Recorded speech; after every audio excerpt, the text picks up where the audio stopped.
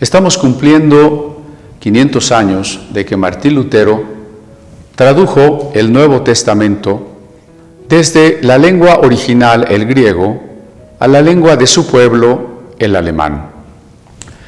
Lo que movía a Lutero a realizar esta traducción es su convicción de la autoridad y de la suficiencia de la Biblia, expresadas en el postulado de la Reforma Protestante que se llama la sola Escritura y que se traduce solamente en la Biblia. Y eso implica que la Biblia tiene una autoridad mayor que la que pueda tener el Papa en la Iglesia de Roma para los católicos, que la Biblia tiene mayor autoridad que la tradición que por siglos había acopiado los escritos de los teólogos cristianos, que la Biblia tiene mayor autoridad que los obispos y las reuniones de obispos que se llaman concilios.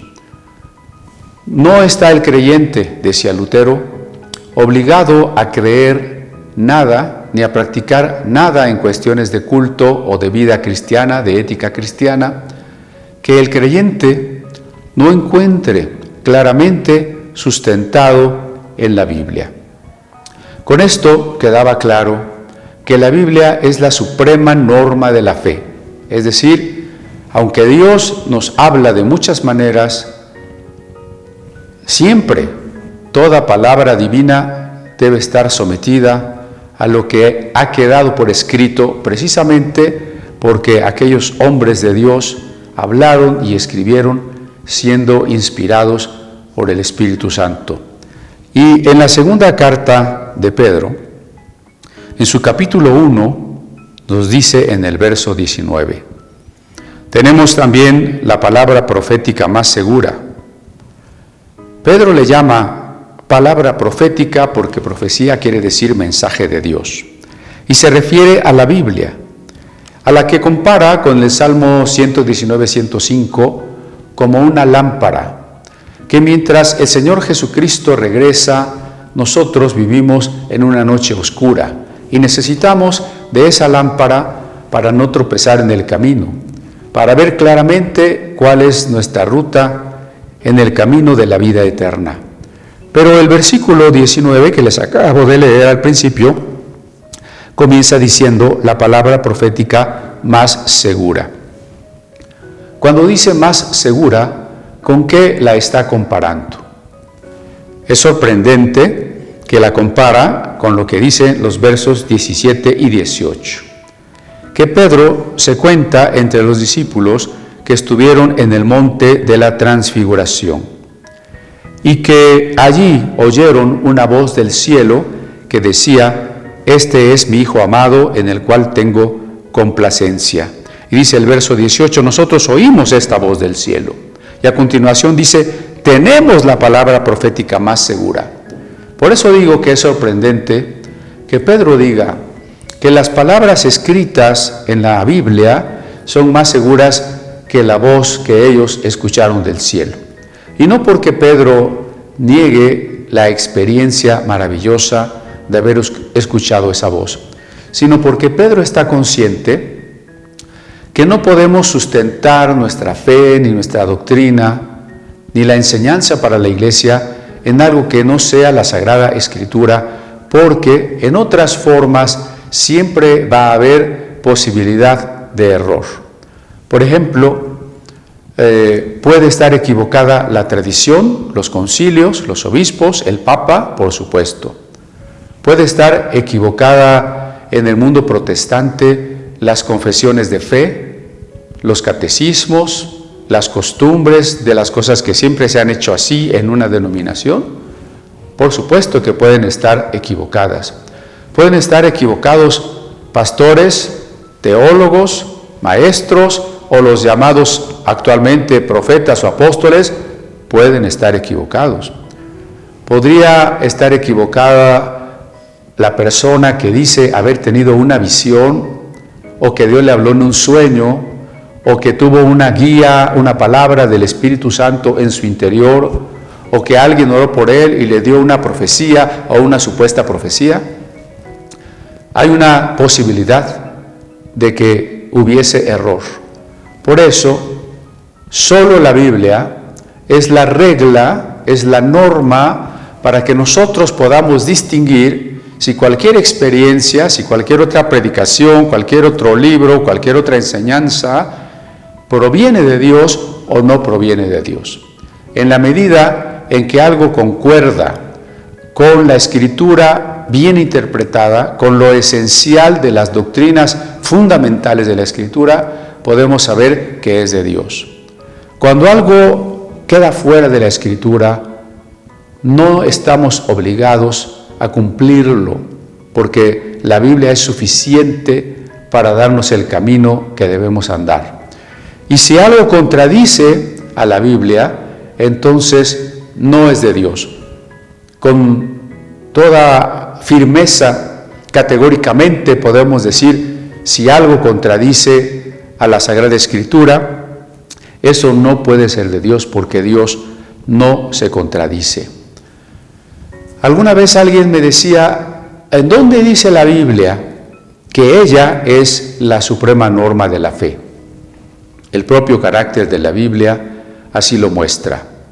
Cuando los pasajes del Antiguo Testamento que se escribieron más tardíamente citan a los pasajes más tempranos, más antiguos, o cuando el Nuevo Testamento, para todo lo que afirma en los Evangelios o en las cartas apostólicas, siempre va a citar o Génesis o un Salmo o alguno de los profetas, nos está mostrando que la Biblia se sustenta a sí misma y que siempre nos remite al testimonio de Dios, y el testimonio de Dios ha quedado por escrito. Ciertamente, Dios ha hablado de muchas maneras, como dice Hebreos 1. Por ejemplo, a través de los milagros y de los portentos. Cuando Dios abre el Mar Rojo, ese milagro que hace patente la existencia y la intervención de Dios, es una palabra de Dios. Y también es una palabra de Dios el momento en que los profetas predicaron, oralmente transmitieron el mensaje que Dios ponía en sus mentes. Pero todas esas experiencias con Dios y todas esas palabras predicadas por los profetas, después fueron siendo puestas por escrito. Y en la Biblia se registró también el significado de aquellos sucesos. Por ejemplo, en los Evangelios se nos dice que Jesús resucitó, pero en 1 Corintios 15 se nos da el significado profundo del hecho de que Jesús haya resucitado. Así que Dios ha hablado de muchas maneras, pero esas maneras van a quedar supeditadas a la palabra escrita, a lo que Dios nos ha dejado aquí. Y por ello es que aún el Señor Jesucristo es el Mesías que estábamos esperando, y Él lo demostró, y nosotros lo sabemos porque cumplió las Escrituras. Así lo muestran los Evangelios y las cartas. Jesús, el carpintero de Nazaret, no sería el Mesías si no hubiese cumplido las Escrituras. Nosotros podemos ver cómo con su nacimiento, con diferentes aspectos y etapas de su vida, con la manera en que se dio la muerte y la resurrección, Jesús estaba cumpliendo las Escrituras, y esa es la mejor prueba de que Él es el Mesías que estábamos esperando. Luego, el apóstol Pablo, en la carta a los Gálatas, también nos dice, si aún nosotros los apóstoles viniéramos a predicarles un evangelio diferente del que ustedes han recibido, no reciban ese mensaje. Esas personas y ese mensaje sea anatema. Anatema quiere decir lo que es inmundo, lo que no puede ser recibido porque contamina el pueblo de Dios. Y añade Pablo, si aún un ángel del cielo, por eso les digo que las experiencias espirituales, las apariciones, las voces, los sueños, los ángeles mismos, no son garantía absoluta de que un mensaje provenga de Dios.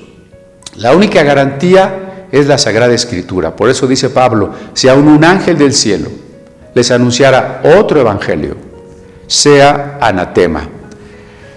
En la segunda epístola de Pablo a Timoteo, nos dice en el versículo 16, toda la Escritura es inspirada por Dios. Decíamos que la Biblia es el resultado de que Dios haya soplado su mensaje y haya compelido a los profetas a escribir. Cuando Pablo le escribía esto a Timoteo, no existía todavía el Nuevo Testamento. En todo caso, el Nuevo Testamento se estaba formando, se estaba redactando, y faltaban todavía muchos años para que las copias se difundieran, y muchos años más todavía para que hubiera un canon del Nuevo Testamento. Cuando Pablo le dice a Timoteo, toda escritura es inspirada, se está refiriendo a lo que la iglesia primitiva tenía como escritura, el Antiguo Testamento, que lo tenía precisamente en la traducción griega de la Septuaginta. Pero entonces es con la escritura que dice Lucas 24, con la escritura del Antiguo Testamento, que Jesús le mostró a sus discípulos que Él era el Mesías. Lucas 24, después de Jesús resucitado, dice, les explicó pasando por la ley, los profetas y los escritos o salmos. Son las tres secciones de la Biblia hebrea con las que Jesús mostró ser el Mesías. ¿Y por qué decimos que la Biblia es suficiente para nuestra salvación? Continúo en 2 Timoteo 3:16, donde dice que la Escritura es útil para enseñar, para redarguir, para corregir, para instruir en justicia, a fin de que el hombre de Dios sea perfecto, enteramente preparado para toda buena obra. Habrá muchos temas que no están en la Biblia y para los cuales nosotros necesitamos recurrir a otras fuentes, especialmente me refiero a la cultura. Nosotros necesitamos prepararnos en la lingüística, en la historia, en la filosofía, en la geografía y en muchos otros temas y áreas de la vida y del conocimiento humano. Pero en lo que respecta a la salvación, la Biblia es suficiente. Leía yo un folleto católico que atacaba a los evangélicos y decía, es falso que algo tenga que estar en la Biblia, porque en la Biblia no se mencionan los tractores y de todas maneras los tractores existen. Y sin embargo, estaban cometiendo un error muy grande en ese folleto, porque los tractores no son asunto de fe, no son un asunto de salvación. Lo que estamos diciendo es que la Biblia es suficiente para el camino de la salvación, o como lo dice aquí, para enseñar a quién, al hombre de Dios, al creyente, para que el creyente sea perfecto, quiere decir maduro en la fe y preparado para toda buena obra, porque una vez que nosotros hemos sido salvados por la gracia de Jesucristo, ahora nos corresponde caminar en las buenas obras, resultado de la transformación que la gracia opera en nosotros, resultado de la santificación que Dios realiza en nuestras vidas. Así que el hombre de Dios, el que sirve a Dios, debe ser maduro y debe estar preparado para todas las cosas que Dios le pida que haga. ¿Y cómo va a estar preparado? Pues lo dice el verso 16, a través de la Escritura.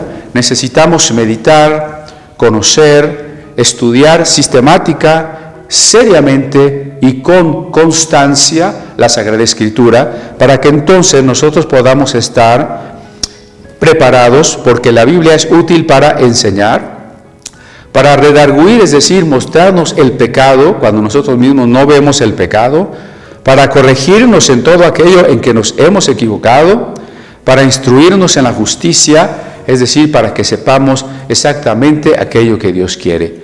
La Biblia, el conocimiento de la Biblia nos lleva a conocer cada vez más a Jesucristo. La Biblia no es un fin en sí mismo. La Biblia nos lleva a conocer a Jesucristo. Y en ese sentido, la Biblia es la regla de la fe y la Biblia es suficiente para que podamos tener una experiencia de comunión diaria y constante con Jesucristo y de esa manera conozcamos más y más el amor de Dios, y el amor de Dios en nosotros se manifestará hacia el prójimo, porque el mensaje central de la Biblia es el amor. ¿Y por qué la Biblia es la suprema norma de la fe? ¿Y por qué la Biblia es suficiente para nuestra salvación? Porque su mensaje central es el amor de Dios en Jesucristo.